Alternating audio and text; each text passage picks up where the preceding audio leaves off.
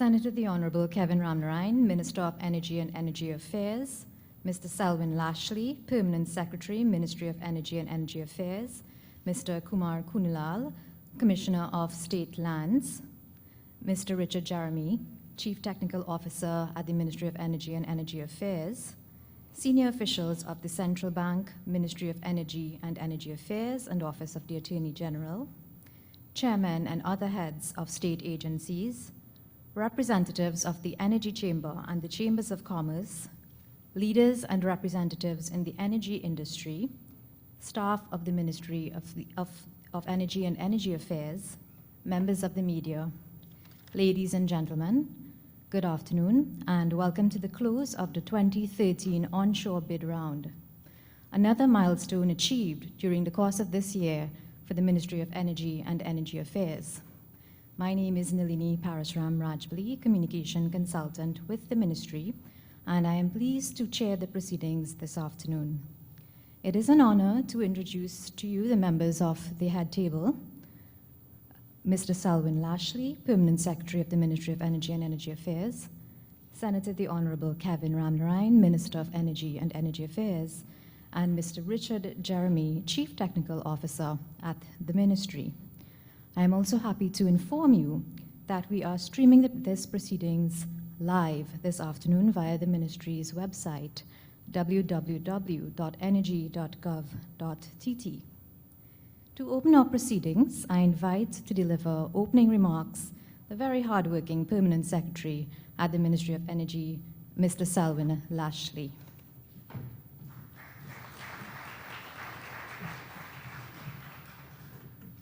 Thank you, Nalini, and good afternoon to everyone.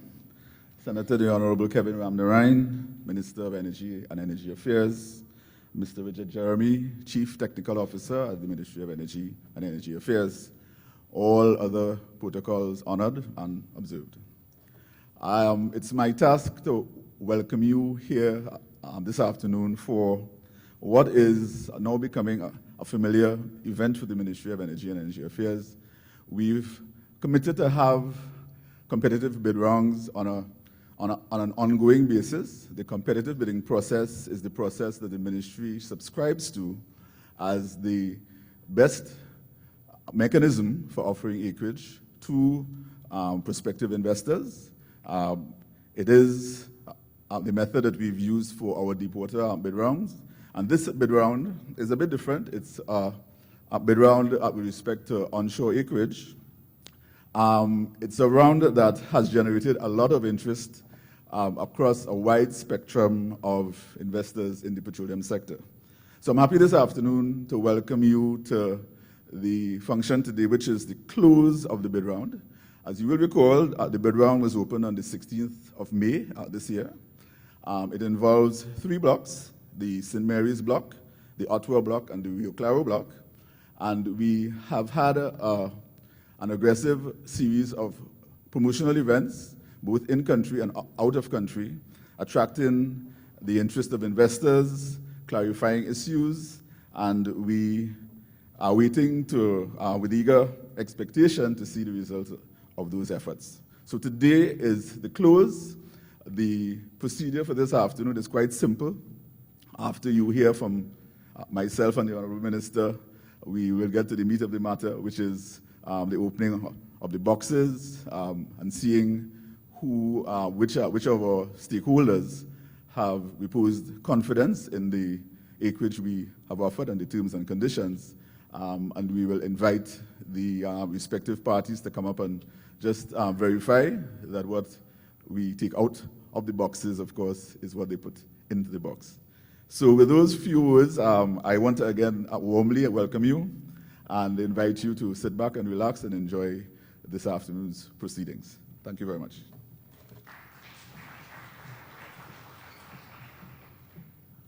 Thank you very much, Mr. Lashley. It is my pleasure to now invite to deliver the feature address the Minister of Energy and Energy Affairs, Senator the Honourable Kevin Ramnarine.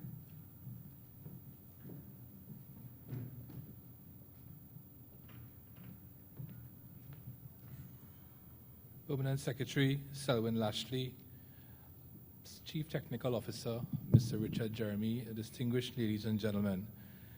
The acreage which is the subject of this bid round is comprised of 3 blocks, totaling 157,445 acres.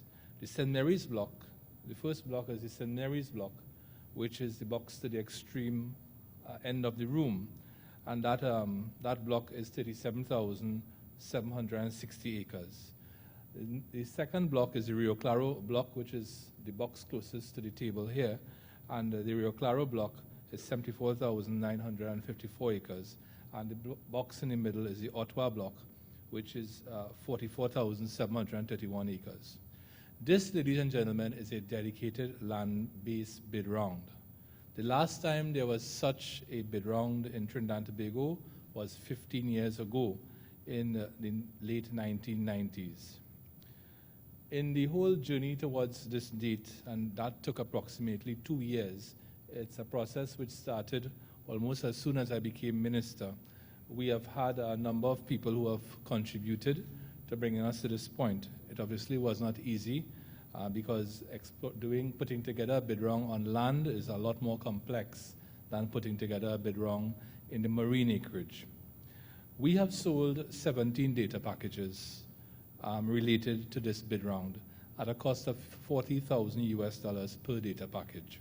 That is 4.3 million Trinidad and Tobago dollars in revenue just from selling data packages. It is important to note that the acreage in question that is related to these 3 blocks was lying idle for decades with no plan to generate exploration activity on the acreage. What we have done, therefore, is to take idle acreage for which there was no plan and make something out of it. We have created and stimulated interest in that acreage. Today, because of initiatives taken by the Ministry of Energy, we have received bids on the blocks that have been put out here, and very soon we will open the boxes and we will see exactly how many bids were received on each block and from who.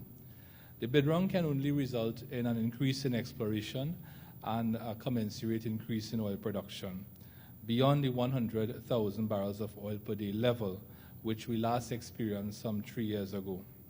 Already, ladies and gentlemen, we are seeing signs of a turnaround in oil production on land. And I'll focus on land today and not talk about what's happening in the marine area.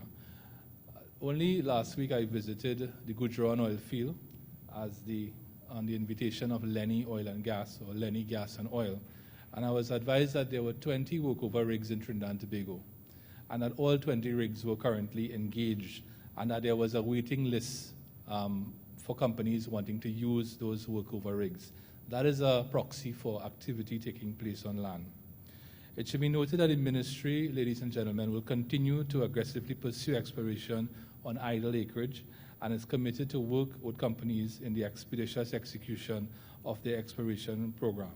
The story of land-based oil production in Trinidad and Tobago is far from over.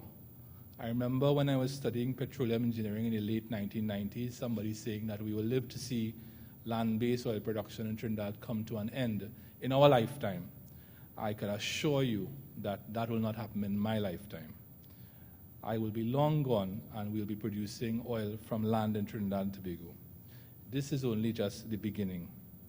Our fiscal incentives over the last 3 years are working. We are getting positive feedback as regards how they have impacted on land, on the shallow marine acreage, and deep water. In fact, just last week, we were in Houston with a delegation from Trinidad and Tobago to promote the 2013 Deepwater Bid Round, which closes on the 31st of January 2014. And the feedback was very positive as regards the economics that the companies are seeing in the deep water. We were able to meet with some of the world's major deepwater players in Houston who have all expressed interest in bidding in that 2013 Deepwater Bid Round, which closes next year, January. In fact, some of them then and there committed to buy data packages. The ministry, ladies and gentlemen, is into the business of attracting serious and reputable investors with access to capital. We are not into the business of chasing away such people. The world has changed. I keep saying that over and over. The world has changed. If you do not understand that the world has changed, you will be left behind, and the world will move on. The world has no time to wait for you. Capital goes to where it is treated best. Ladies and gentlemen, the acreage being offered in this bid round lies in what people like to call the middle of oil country. On the basis of existing data, the acreage lies, there are a variety of prospects and exploratory leads targeting the mid-Miocene Herrera sandstones, the lower Miocene river, and the Cretaceous reservoirs. A significant part of the acreage, of course, is not covered by 3D seismic, which, of course, will make a huge difference once applied. And the 2D seismic data over the area is widely spaced and of a 1990 vintage. The acquisition of new seismic data using current elements of relevant technology is likely to result in the definition of several drillable prospects and the reduction of risk with respect to these prospects. The acreage being offered is undeveloped, oil-prone acreage on land. Petrotrin, of course, has a lion's share of oil-prone developed acreage in Trinidad, and oil production in Trinidad and Tobago will be significantly compromised if initiatives are not aggressively pursued by Petrotrin to optimize its acreage on land.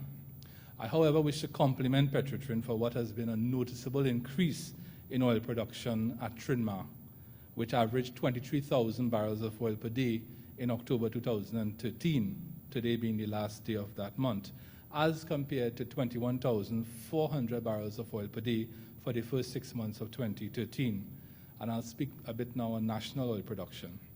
In 2012, we produced 81,700 barrels of oil per day nationally. For the first 10 months of this year, January to October, we are averaging 81,500 barrels of oil per day. We will end the year, based on my predictions for the next 2 months, at about 82,000 barrels of oil per day for 2013, a marginal increase. But it also represents a very significant arrest of a decline that started in 2006. It will mean that 2013 is the first year since 2006 that oil production has not declined compared to the previous year. That, I think, is a significant achievement, and it gives hope as to what will happen in the year 2014. Next year, ladies and gentlemen, we at the ministry and at Petrotrin and also at the independents, with the independents and the lease operators, we must strain every nerve, every muscle to turn that curve, which in my opinion has now bottomed out, to turn that curve upward. The biggest challenge, really and truly, does not reside in the complex geology, nor does it reside in the complex engineering to turn that curve upward.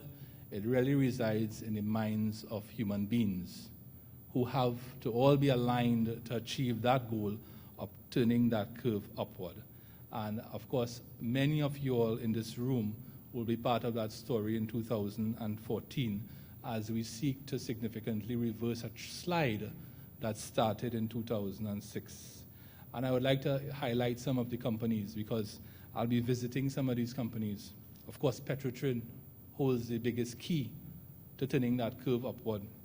There is, of course, Lenny, and I visited Lenny a week ago. The Gudron field, which is the remotest oil field in Trinidad and Tobago, they've been able to take production from 35 barrels of oil per day to 400 barrels of oil per day. And once they get their certificate of environmental clearance, they advise me that they'll be able to take production to 2,000 barrels of oil per day. Think for 1 minute what that means in terms of revenue for Trinidad and Tobago. And then, of course, there's Range Resources, which from reading the Business Guardian today, have advised the analysts that they expect a 4,000 barrel of oil per day increase very shortly. And there are other companies like Trinity, which is the country's largest independent oil producer and a company which is listed on the stock exchange in the United Kingdom. So these are some of the main actors that we see in 2014 that will help this country turn that curve upward. Now, why is oil production so important? According to information from the Board of Inland Revenue, and this is basically a ballpark figure coming from the Ministry of Finance, Trinidad and Tobago produces 10 times more almost 10 times more natural gas, I could say 9 times more natural gas than oil on an equivalency basis. So we are a dominant, natural gas is the dominant hydrocarbon in Trinidad and Tobago.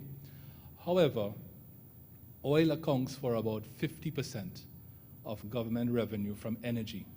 So it tells me that a change in oil production, a 5% change or a 10% change in oil production upward would have a much more significant impact on government revenue as if we were to have a similar change in natural gas production. So the quickest win for Trinidad and Tobago's revenue position would be an increase in oil production. And that, of course, is very good news for the people in the Ministry of Finance. And we at the Ministry of Energy are committed to delivering on that in 2014. The bid round that we have before us here, I would say the next step is once the boxes are open, the ministry goes to work on the evaluation of these blocks. That is the work of the public servants. We expect to have the announcement as to who are the successful bidders by the middle of December 2013. Thereafter, those companies would enter into negotiations with the ministry with regard to the finalization of a license. That license will contain, of course, the work program and the various commitments to the government with regard to government take and so on. So, ladies and gentlemen, I want to thank you all for your attention. I know the anticipation, of course, is focused on what resides in those boxes. Thank you very much. Boxes. Thank you very much.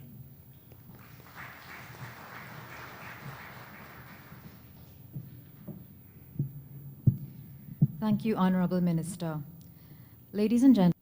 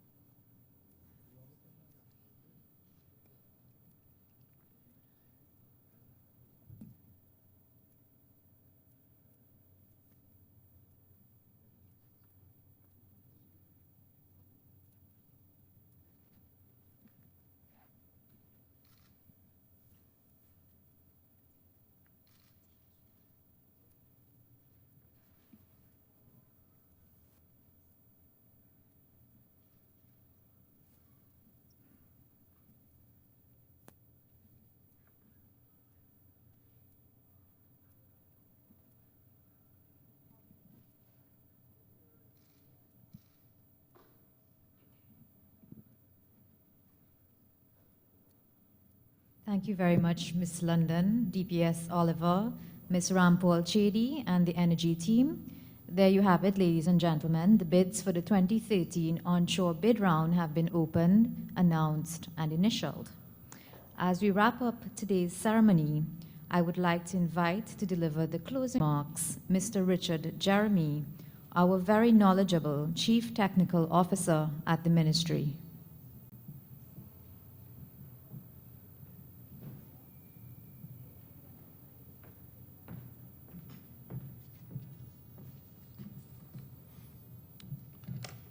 Honorable Minister Kevin Ramnarine, Minister of Energy and Energy Affairs, Deputy Permanent Secretary Richard Oliver, all other protocols observed. Good afternoon. As we bring the evening proceedings to a close, of interest was the number of companies that participated in the 2013 onshore bid round. Today, we have received a total of 11 bids. For the Rio Claro, there were 3 bids. The Ottawa block, 4 bids. The St. Mary's block, 4 bids. This has shown the competitiveness of this year's onshore bid round. It is to be noted that of the 5 companies that submitted bids, 4 are presently operating in Trinidad. As we look forward to the bid evaluation process, in order for transparency, there is a technical evaluation committee that was approved by Cabinet. This committee will review the bids for the selection of the successful bidder. The recommendations will then go to an overview committee, which is chaired by the Permanent Secretary of the Ministry of Energy and Energy Affairs. If in agreement, the recommendations will then go to the Standing Committee on Energy for their review and approval. With their recommendations, it will then go to the Cabinet for final approval, under which an announcement will be made. We expect an announcement to be made by mid-December. On behalf of the Ministry of Energy and Energy Affairs, we would like to thank Petrotrin for the assistance in providing in preparation of the data package and general support throughout. If you may, I would like to give special mention to Mr. Curtis Archie, Mr. Derek Mayhew, Ms. Anissa Ali, Ms. Carol Telemark, and Mr. Jamaluddin Khan. Special thanks to the technical staff of the Ministry of Energy for their dedication and hard work towards this onshore bid round. Special mention to Kimberly London and Sherez Grant, also Ms. Andrea Francis. From Commercial, Ms. Heidi Wong, and from Legal, Ms. Indira Rampal Chedi. The technical group of the ministry was headed by myself.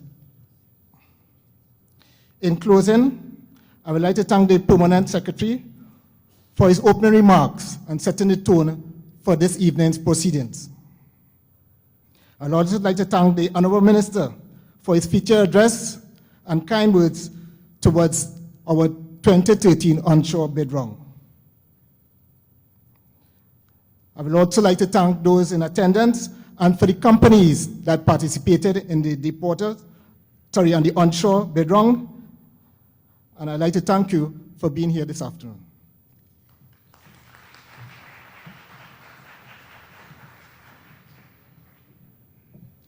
Thank you very much, Mr. Jeremy, for your closing remarks, for giving context to the bids and explaining the process from here forward, as well as your expressions of gratitude. As we bring to a close another landmark occasion in a year of achievements for the ministry and for our country. Ladies and gentlemen, I now bring the proceedings to a close. Light snacks have been provided for you at the side of the room, as well as a non-alcoholic bar just outside the room as well. And we do hope you can stay with us a while and partake of them. Do have a very enjoyable and productive day. Thank you.